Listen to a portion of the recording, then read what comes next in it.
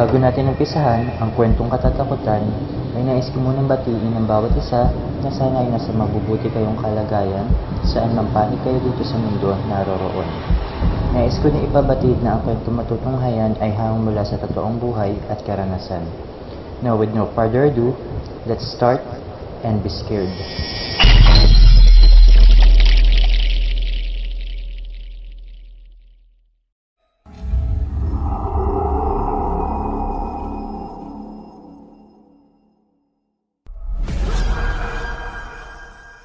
Magandang umaga, tanghali o gabi po sa lahat ng mga nakikinig at taga-subaybay na katulad ko.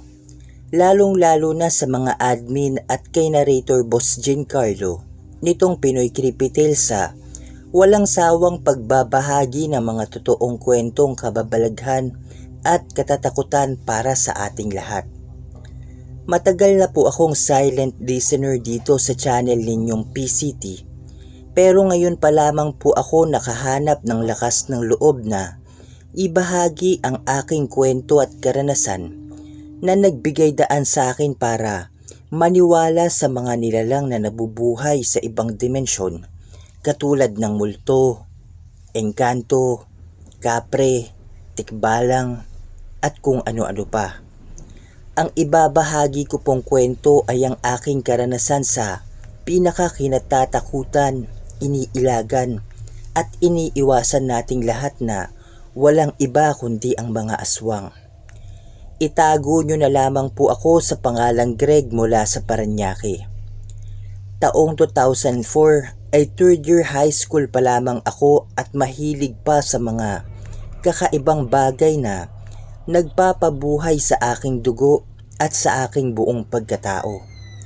Ito yung mga tipo na mahilig kaming gumalang magkakabarkada sa mga iba't ibang lugar na kung miminsan ay inaabot kami ng mga ilang araw bago makauwi. Buwan iyon ng Abril at bakasyon ng mga katulad kong estudyante sa eskwelahan kaya naman napag-usapan naming magbabarkada na mga kaklase ko din sa paaralan na umakyat ng bundok o kumbaga mag-hiking. At 3 araw ang ipinasya namin. Ang tinutukoy ko pong bundok ay tinaguriang isa sa mga pinakakinatatakutang bundok dito sa ating bansa. Hindi ito delikado dahil sa mga pag-akyat na inyong tatahakin o sa mga ligaw na hayop. Ito ay lubhang delikado kundi dahil sa mga sinasabi nilang mga bantay, engkanto, at mga aswang na naninirahan sa nasabing bundok. Sa kasamaang palad ay hindi namin ito nalaman ng maaga dahil sa aming padalos-dalos na mga desisyon, kaya't naranasan na lang namin ang mga katatakutan nung paakyat o nung nasa bundok na mismo kaming magkakaibigan. Araw iyon ng Sabado at iyon ang napag-usapan naming araw na kami ay gagayak at aalis para bumiyahe patungo sa tanyag na bundok na yun. Madaling araw kami mga nagkita-kita sa sentro at paradahan ng isang mall sa Pasig. Ang mga kasama kong kabarkada ay sina Ace, Aduel, Alvin, Rodel, Neil at ako. Bale 6 kaming mga aakyat at 3:00 pa lang na madaling araw ay kumpleto na kaming lahat at talagang mahahalata mo na mamumundo kaming 6 dahil sa laki ng mga dala naming bag at sa mga suot namin.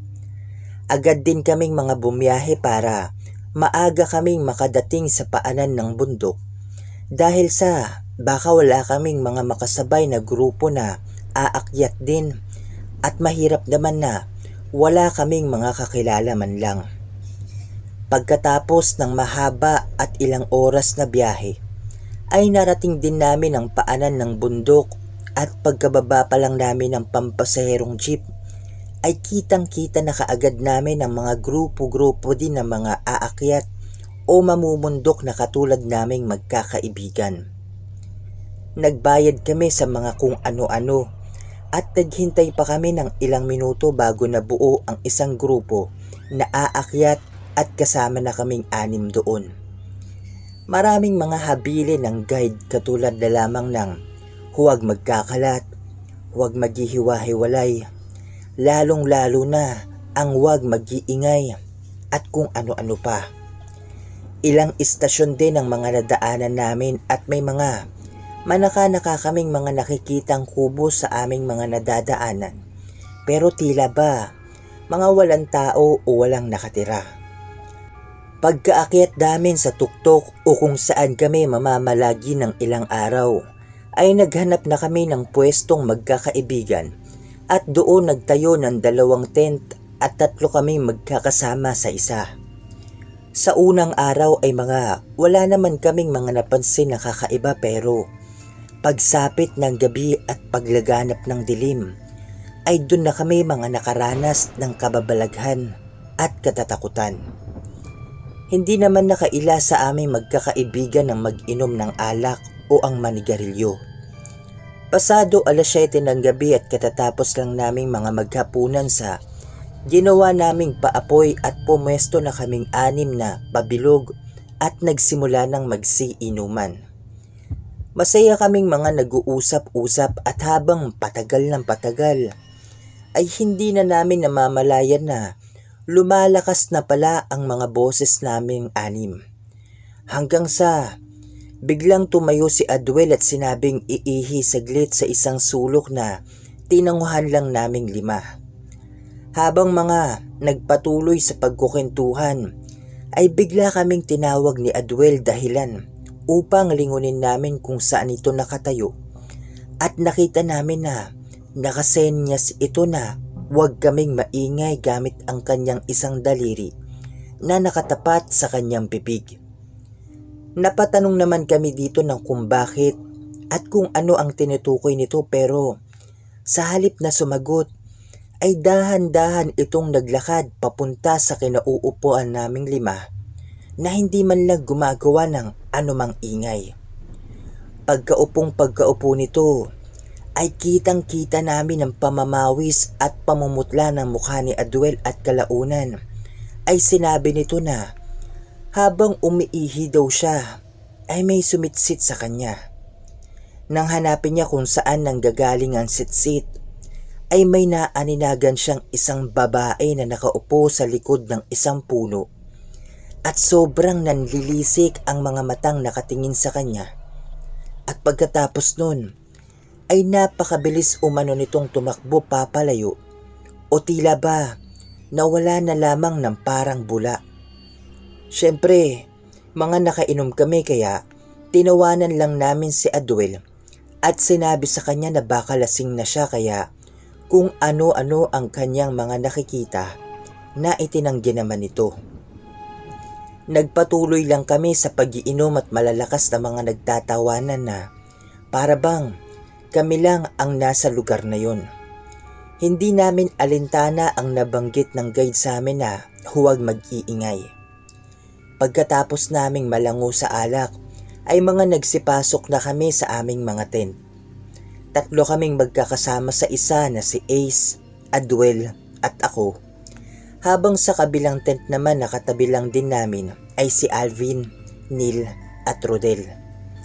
Mga nakahiga na kami at mahimbing na natutulog nang sabay-sabay kaming napamulat ng aming mga mata dahil sa yung tent na tinutulugan namin ay napakalakas na umalog o yumugyog.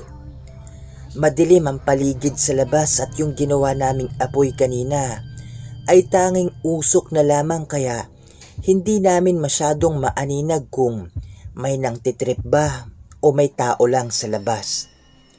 Hanggang sa nakarinig kami ng pag-angil na hindi ko matukoy kung nagmumula ba yun sa isang baboy, aso o anong klaseng hayop dahil sa sobrang kakaiba at nakakakilabot ang pag-angil na aming mga naririnig nung sandaling iyon.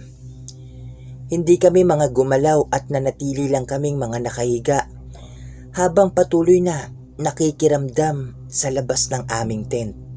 Alam din namin na gising din sila Rodel sa kabila dahil sa naririnig namin na gumagalaw yung mga paa nila o mahinang mga nag-uusap-usap. wala pang 5 minuto ay yung pag-angil na naririnig namin ay napalitan naman ng katahimikan na kahit insekto, lagaslas ng tubig mula sa talon o yung mga kuliglig ay wala din. At yung zipper ng tent na kinalalagyan o hinihigaan naming 3 magkakaibigan ay unti-unting bumubukas hanggang sa tumambad sa amin ang isang kamay. Kamay ng isang tao pero napakatutulis o napakahahaba ng mga kuko na kulay itim. Maging ang balat nito ay tila ba pinahidan ng langis o uling dahil sa nangingintab iyon kasabay ng pagkakabukas ng zipper. Ay nalangap din namin ang amoy na napakasangsang at talaga namang nakakasulasok. Nanindig ang mga balahibo naming 3 dahil sa kamay na nakita naming nakausli sa zipper. At unti-unti pa nitong binubuksan yun. Nakakaunti na lamang ay tatambad na kami nila Ace sa Taduel at katulad niya ng inaasahan ay bumungad sa amin ang isang nilalang na nakakatakot.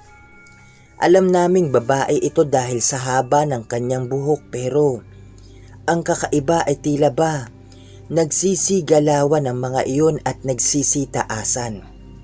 Dahil sa sobrang pagkatakot ay napasigaw na kaming 3 kasabay din ng sigawan nila Alvin sa kabilang tent. Ngumisi at tumitig sa amin ng ubod ng talim ang babaeng nasa harapan namin at saka mabilis na tumakbo papalayo. Pero sa gulat namin ay may sumunod din ditong isa pang nilalang na hubot-hubad na sa pagkakawari namin ay isa namang lalaki na mabilis ding tumatakbo papalayo. Marahil sa lakas ng sigawan namin magkakaibigan ay nabulabog din ang iba pang mga grupo na humahangos papunta kung nasaang bahagi kami at mga natatarantang nagtanong kung ano ang nangyari. Naikwento namin ang nakita naming lahat, pati na din yung unang beses na nakita ni Aduel ang isang babae nung umiihi pa lamang siya. At doon ay dumating ang guide na kasama namin na nung malaman ang mga nangyari ay napagsabihan kami na kaya daw mariing sinasabi na bawal ang mga nabanggit niya ay dahil sa may ibang mga naninirahan sa kabundukan na yun na kung iyo pang babaybayin ang kalayuan ng bundok ay matatagpuan mo umano ang isang baryo na ang mga naninirahan ay puro mga aswang. Hindi na daw bago ang pangyayaring iyon at sa katunayan nga ay may mas malala pang nangyari sa iba na talagang pinagdiskitahan ng mga aswang dahil na din sa katigasan ng kanilang mga ulo. Ang 3 araw sana namin na pamamalagi sa bundok na yun ay naging 2 araw na lamang at agad din namin napagpasyahang bumaba na kaagad kasabay pa ng ibang mga grupo. Kung sakaling may nakakaalam kung saan ang bundok na aking tinutukoy na pinangyarihan ng aming nakakatakot na karanasan ay hindi po kayo nagkakamali at totoo talaga ang baryo ng mga aswang na matatagpuan lamang din sa bundok na iyon. Naging aral at leksyon naman sa aming 6 ang kaganapang iyon na nagbigay galang sa kalikasan at sa iba pang mga nilalang na kasama din nating nabubuhay dito sa mundo. Naaaminin ko din naman na siguro kung hindi sana sa ingay na ginawa namin ay hindi din kami gagambalain ng mga aswang na yun. Sana ay may natutunan din po kayong aral dito sa itinampok kong karanasan o naming magkakaibigan at hanggang sa susunod na lamang po. Maraming salamat po muli, lalong-lalo na po kay narrator Boss Giancarlo nitong Pinoy Creepy Tales Channel at sa mga nakinig at nagbigay ng oras para mapakinggan itong ibinahagi kong pangyayari. Hanggang dito na lamang po. At muli po, mag-iingat po tayong palagi kahit na saan man tayo magpunta. Maraming salamat po from Greg.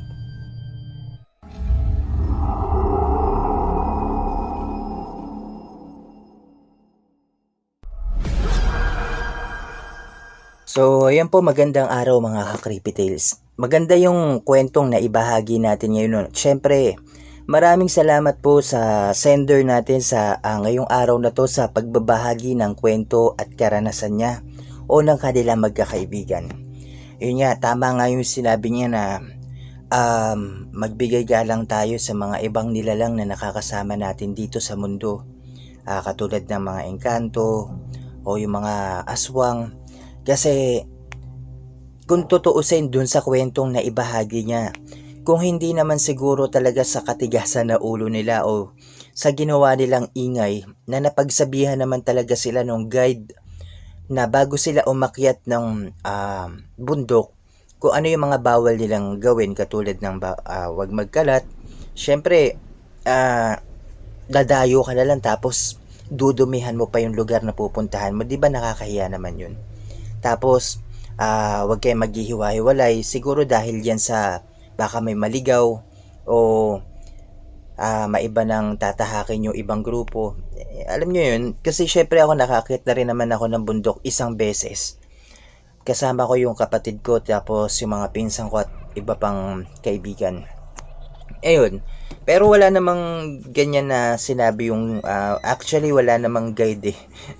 Para may sinusundan lang kaming trail. Ayun, tapos ang sinasabi pa na wag mag-iingay baka dahil sa mga ang tawag dito yung mga yung mga bantay nga dun sa lugar na yun, yung mga engkanto, yung mga aswang. Ayan, yun nangyari sa kanila na okay lang siguro yung pag-iinom nila basta liligpitin nila yung kalat nila. Okay lang yung mag-usap-usap kayo na tipong wala kayo nagagambala.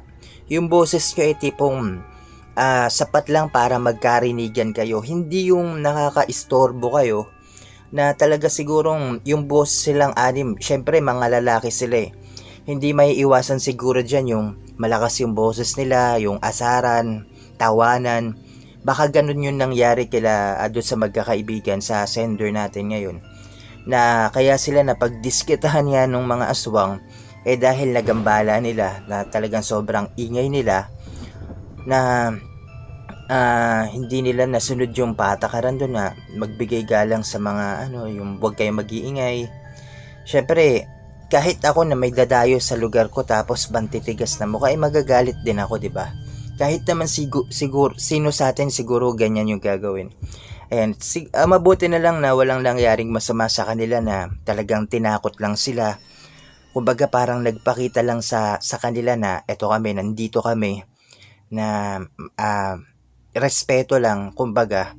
Pero wala namang ginawang masama, hindi sila sinaktan. Pero yung takot na naramdaman nila, siguro naging daan na yun para maging leksyon, maging aral sa kanila.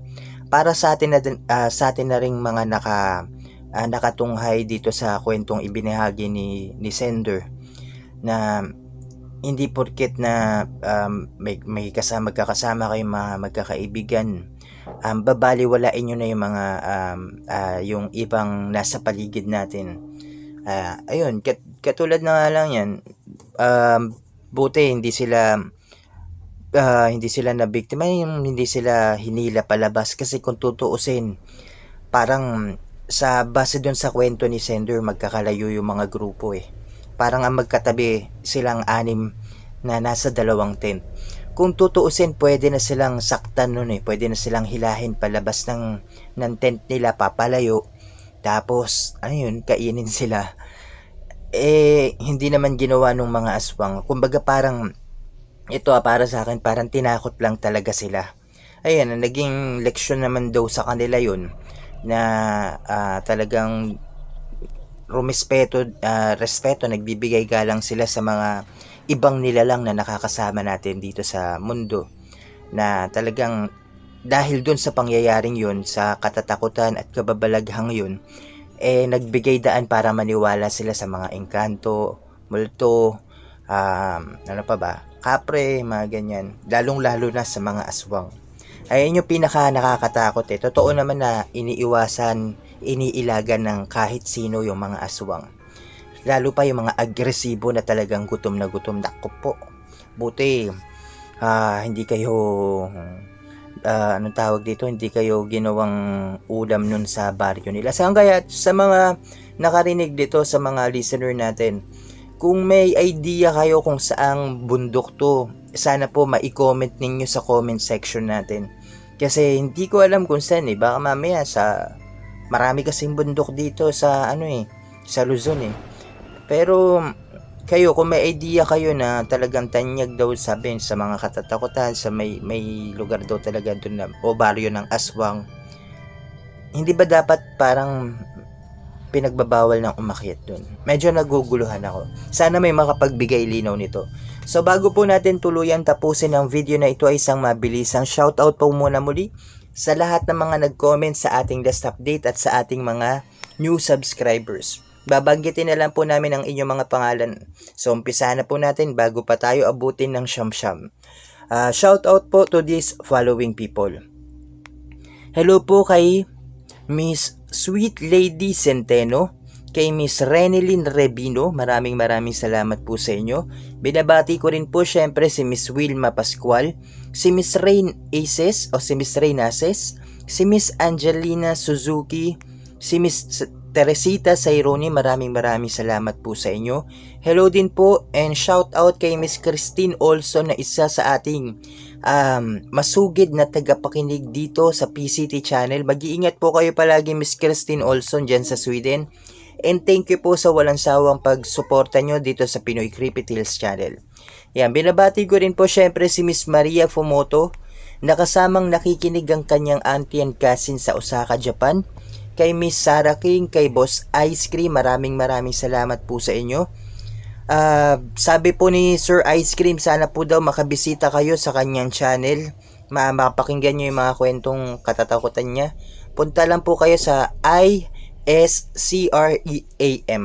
Subscribe and pakinggan nyo po yung mga kwento nila. Yan. Binabati ko rin po syempre si Miss Gresilda Ebasitas, si Miss Filipina Palsario, si Miss Vanessa Apilat Galia, si Miss Marichelle de Guzman, na walang sawang sumusubaybay, nagko-comment, nakikinig at sumusuporta dito sa PCT channel nung unang-una pa lang. Maraming salamat po Miss Marichelle de Guzman at sa mga kasama nyo pong nakikinig dyan. Sana po hindi kayo magsawang tangkilikin itong PCT channel. Ayan, binabati ko rin po syempre si Boss Jamer Bellarmino na nakikinig mula sa Hong Kong. Maraming salamat po sa inyo, boss. Shoutout din po kay Miss Lynette Montalvo, kay Miss Mary Acelar, kay Miss Linda Lynn, kay Miss Jennifer Davis na nakikinig mula sa New York. Maraming salamat po. Nakso, pa New York na lang si Miss Jennifer Davis, sana all. Mag-iingat po kayo dyan sa New York, Miss Jennifer Davis, and thank you po sa pagtangkilik nyo dito sa PCT channel. Ayan, binabati ko rin po syempre si Miss Marites Guevara, si Miss Ophelia Yasin, si Miss Ellie Gonzalez, si Miss Jude's Evening Star, si Miss Louisiana Gator Girl, na sabi niya paki-post daw yung link nung part 1 and part 2 nung kwentong katok. Ayun po, nakalagay na po sa description box, Miss Louisiana Gator Girl, yung part 1 and part 2, yung link po nila. Yan, hello din po kay Boss Iron Chris Ranke, kay Miss 777 Aires, maraming salamat po sa suporta at pakikinig nyo sa PCT channel. Binabati ko rin po syempre si Miss Florita Perez, si Miss Florita Peros na pinapa-shoutout ang kanyang mga anak sa Cavite sa Belvedere na sina April Joy, Abigail, Andrea at si Eliza. Ayun, maraming salamat po Miss Florita at sa mga chikiting niya, sa mga anak niya na sila April, Abigail, Andrea at kay Eliza sa pakikinig at suporta nyo sa PCT channel. Mag-iingat po kayo palagi and God bless po. Binabati ko rin po syempre si Miss Maricon Jimena ng Iloilo City, si Miss Mary Asilar, si Miss Christy Horn, maraming salamat po. Wait lang. Hello din po and shout out kay Miss Vanessa Apilat Galia, kay Boss Olvidare, o si Miss RL Boardbook na ating Citizen of the World kasama si Miss Rashida Leia. Maraming salamat po. Hello din po kay Miss Elaine Almera, kay Miss Jasmine Labalan, kay Miss Filipina Palsario, kay Miss Neneng 3M, kay Miss Ophelia Yasin, kay Miss Linda Lin, kay Miss Anlin 30, kay Boss Timothy James. Maraming salamat sa inyo boss. Binabati ko rin po syempre si Miss Griselda Ibasitas, kay Miss Secret Love and Life Confession na isa pong Tagalog Love Story Channel. Sana po masuportahan nyo sila. Binabati ko rin po syempre si Miss Kyla Rim Gusto na nakikinig mula sa Oman, kay Boss John Reniel Zacate, kay Miss Marites Guevara, kay Boss Bobby Yung Sueco. Advance happy Merry Christmas po. Ayan, hello din po kay Miss Reyna Ses at kay kay Boss Eris Crib Horror Tales na isang Tagalog horror channel. Sana po masuportahan nyo. Yung link po ng mga Tagalog channel na pwede nyo masuportahan ay nakalagay po sa description box itong ating video. Sana po ay nagustuhan nyo ang itinampok na nating kwento para ngayong araw na to, at maraming salamat muli po sa ating sender at sa mga patuloy na nakikinig. So, antabayanan nyo po muli ang susunod na kwentong itatampok natin dito sa Pinoy Creepy Tales, at mag-iingat po tayong lahat, lalong-lalo na po sa mga OFW natin o sa mga kababayan natin na sa iba't ibang panig nitong mundo. So hanggang sa susunod na takutan po mga ka-Creepy Tales, God bless you all po. Maraming salamat sa mga nakikinig at makikinig pa lamang. Nakalagay sa description box ang email kung saan pwede kayong magpadala ng mga nakakatakot na karanasan at kababalaghan. Huwag po natin kalimutan mag-subscribe, i-share at i-like ang video. Comment down below para sa mga shoutouts sa next video. Until next time everyone, happy Creepy Tales!